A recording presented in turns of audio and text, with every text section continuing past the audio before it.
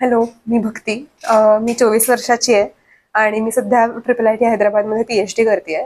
तिकडे hostels shift करताना मी जड बॅगा उचलल्या आणि मग मला लोअर बॅकमध्ये अचानक स्पाझम झाला आणि खूप दुखत होतं. 10 दिवसांनी मी पुण्यात आले आणि मला रिहॅब स्टेशनबद्दल माहीत होतं.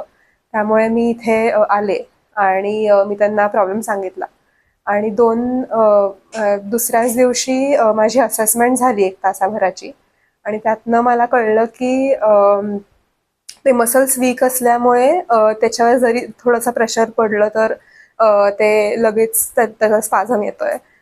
त्यामुळे स्ट्रेंथनिंग करायची गरज आहे.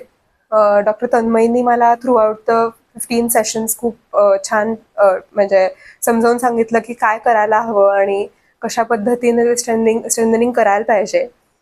तर आम्ही त्यांनी खूप होलिस्टिकली त्याच्याकडे पाहिलं. मग नुसतंच लोअर बॅक दुखतेय म्हणजे लोअर बॅकवरच फोकस करायला पाहिजे आणि काहीतरी म्हणजे त्याच्यामध्ये कोर्स स्ट्रेंथनिंग आलं, त्याच्यामध्ये स्ट्रेचिंग आलं. आम्ही काही ह्युबर वापरून काही मशीन्स वापरून काही ट्रीटमेंट केली. तर नुसतं लोअर बॅकवरच फोकस नाही केलं तर पूर्ण माझ्या बॅकवर फोकस केलं.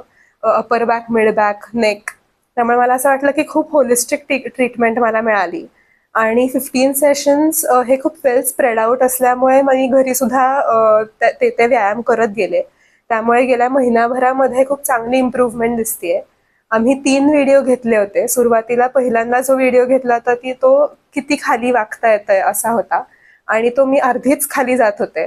आणि काल परवा आम्ही जो व्हिडिओ घेतला त्याच्यामध्ये मी ऑलमोस्ट माझे हात पायाला टेकतायत. त्यामुळे आय एम व्हेरी हॅपी आणि very very thankful to doctor Tanmay आणि to rehab station. Thank you so much.